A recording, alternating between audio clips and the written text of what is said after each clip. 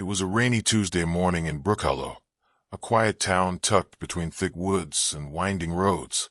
At first glance, it looked like the kind of place where nothing bad ever happened. But the day 17-year-old Emily Dawson was found lifeless in the woods behind her high school changed that illusion forever. Emily had been missing for 4 days. Her parents reported her absence immediately after she failed to return home from school. Flyers were posted, search parties organized, and social media exploded with pleas for help. But it all ended when a jogger stumbled upon her body, cold, bruised, and partially concealed by branches. The autopsy ruled her death as blunt force trauma to the head. There were no witnesses, no signs of a struggle nearby, and no DNA traces except for Emily's own. Police suspected it was someone she knew, maybe even trusted. But without leads, the case stalled, despite public pressure and mounting frustration. Detective Carla Mendez, a seasoned investigator with a reputation for never giving up on a case, was assigned.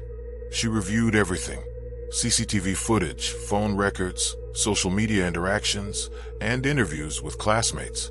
But Emily's life seemed clean, too clean, like someone had scrubbed it of all tension. Then, 2 weeks after the funeral, Emily's mother, Lisa Dawson, found something tucked inside her daughter's dresser drawer, an old floral pattern diary wrapped in a pink scarf. The discovery stopped her cold. Emily had been private, even secretive, but this diary was filled with pages, every line written in her precise, curly handwriting. Lisa brought the diary straight to the police. Detective Mendez opened it cautiously, expecting trivial teenage drama. But what she found was something darker. "I think someone's following me." That was the first line on a page dated just 2 months before Emily's death. Then came another. "It's like, I see him everywhere. School, the parking lot, even at the library.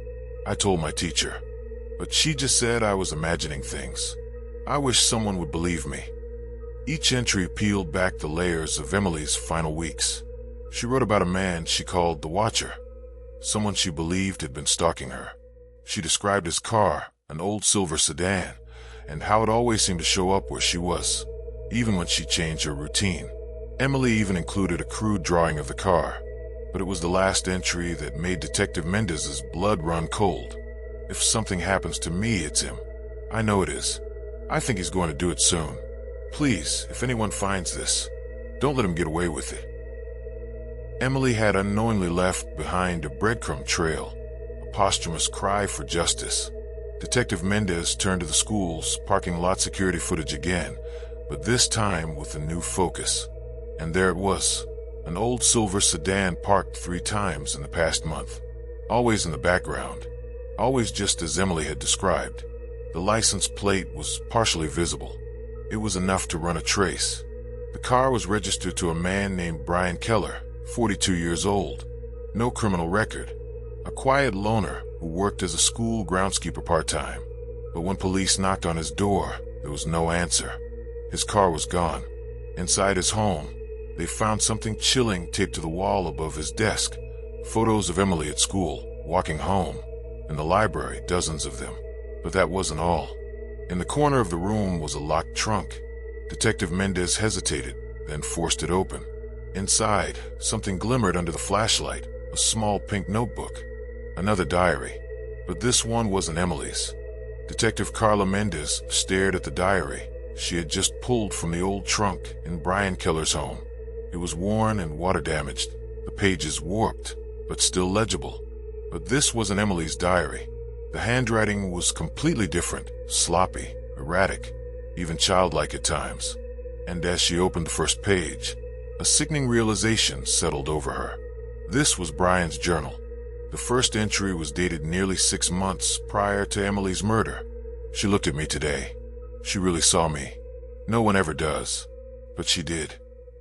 The diary was filled with delusions, obsessive, paranoid ramblings about Emily. He referred to her as the only light in a black world, and claimed they had a special connection, despite all evidence suggesting Emily didn't even know his name. "She knows I'm there. She leaves signs for me. I think she wants me to protect her." Every page felt more unhinged than the last. And then came the final entry. "It has to be done. The world's too dangerous for her now. If I can't keep her safe, no one can. Detective Mendez felt the walls closing in. Brian Keller hadn't just stalked Emily. He had convinced himself that harming her was the only way to preserve her. With the trunk as evidence and the photos plastered across his walls, the case had enough to issue a full arrest warrant. But Brian was gone. A manhunt began that same night. Interagency alerts were triggered, border patrols were notified, and every exit point from the state was watched. His silver sedan was entered into the national database. Still, hours passed, then days, with no sign of him. Meanwhile, Mendez dove deeper into Brian's background. There was nothing in his past that suggested a violent streak.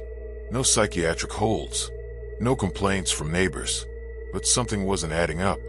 She reached out to an old colleague from Brian's hometown in Oregon, a retired officer who had helped Brian's family during a custody dispute 2 decades earlier.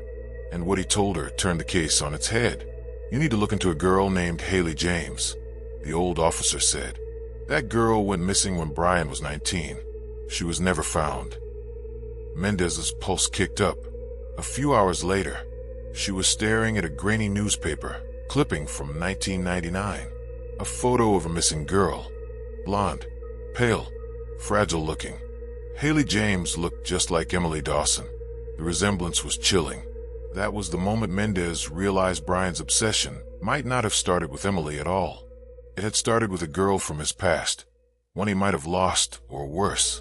And Emily, with her soft features and similar build, had become a surrogate, a stand-in for a fantasy frozen in time. Back at the precinct, Mendez re-examined every clue. Then something caught her eye in Brian's journal, barely noticeable in the bottom corner of the last page. A string of numbers and letters. HJ0199WK37. She froze. HJ, Haley James. 0199, January 1999. WK37. Warehouse K, Unit 37. Mendez immediately ordered a search of abandoned properties Brian had access to. That led them to a derelict storage facility on the outskirts of town. It had been closed for years, but records showed a payment made in cash just 3 months ago under a fake name. They pried open the rusted gate and entered Unit 37. What they found inside made even the most seasoned officers pause in disbelief. Walls lined with hundreds of photos, Emily, Haley, and other girls. Old dolls stacked in boxes, clothing items on hangers, locks of hair in jars, and in the center of it all, a makeshift shrine with a candle still burning. But there was one more thing. On the floor, taped neatly, was a map. A single red X was marked in the woods, not far from where Emily's body was found. They followed it the next morning. At that location, buried beneath a layer of pine needles and damp earth, they found a second body. Mendez stepped back, her breath catching in her throat.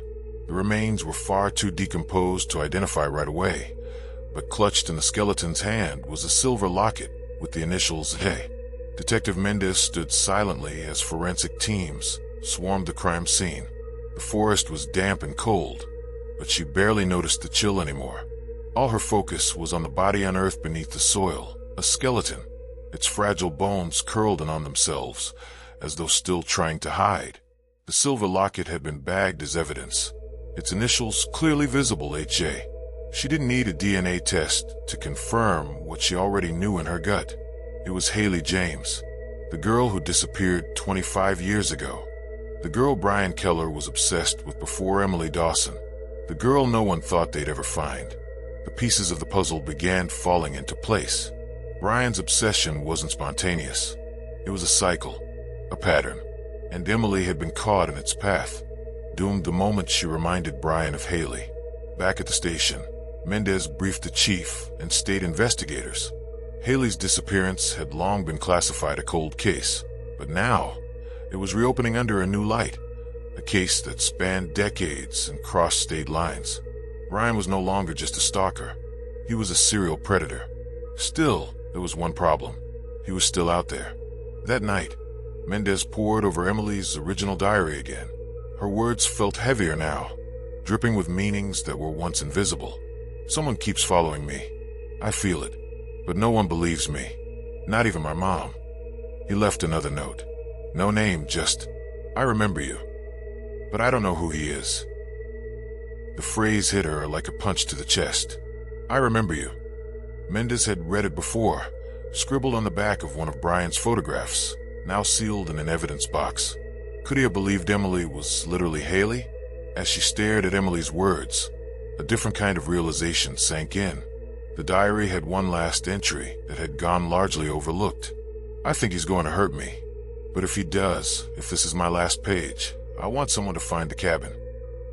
It's the place I always go when I'm scared. The one spot that feels mine. If someone finds this, start there. A cabin. Mendez's breath caught. She remembered the photo pinned above Emily's desk at home. A small wooden cottage tucked in the woods, half hidden by trees. Emily's mother had mentioned it once, saying it was her late father's retreat, now rarely visited. What if Brian found it too? What if he was using it now? An hour later, Mendez and a team of state troopers made their way through a narrow dirt trail off the highway, deep into the forest, far beyond cell signal or any marked paths. They reached the cabin just past midnight. Its windows were dark, the front porch dusted with leaves and broken branches. From the outside, it looked abandoned, forgotten, but the door wasn't locked. It creaked open with the softest push. The interior smelled of mildew and smoke. A dying fire still crackled in the hearth. And then they heard it. Footsteps from upstairs. Guns were drawn. The officers fanned out. "Police," Mendez shouted, voice sharp. "Come down with your hands up." The footsteps stopped. A long silence followed. Then a voice. "Is she with you?" The voice was cracked, raspy, a shadow of a man. "Brian Keller. She said she'd come back," he whispered from the top of the stairs. "She promised." "No one's coming back, Brian," Mendez called up. "It's over."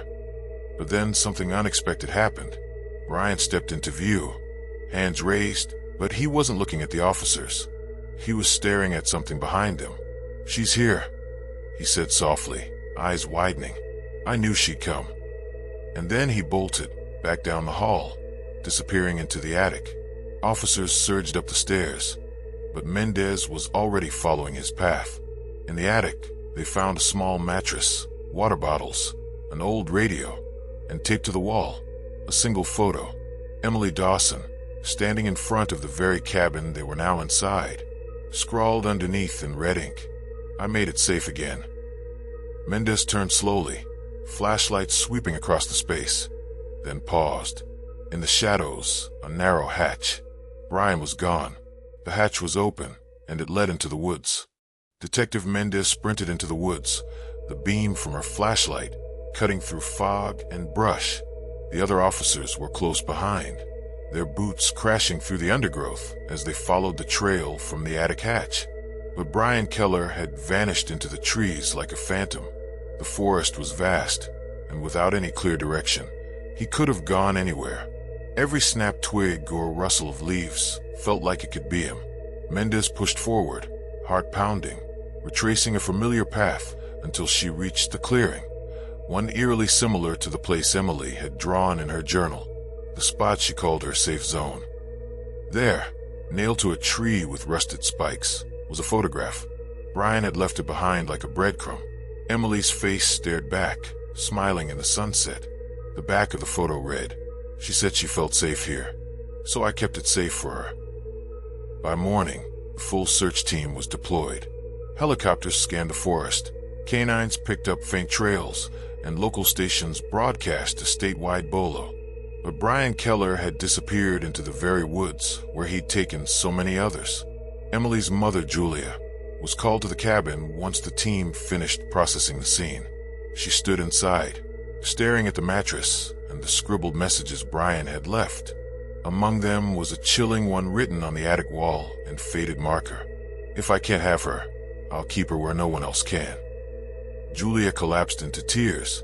That night, Detective Mendez returned to the evidence locker.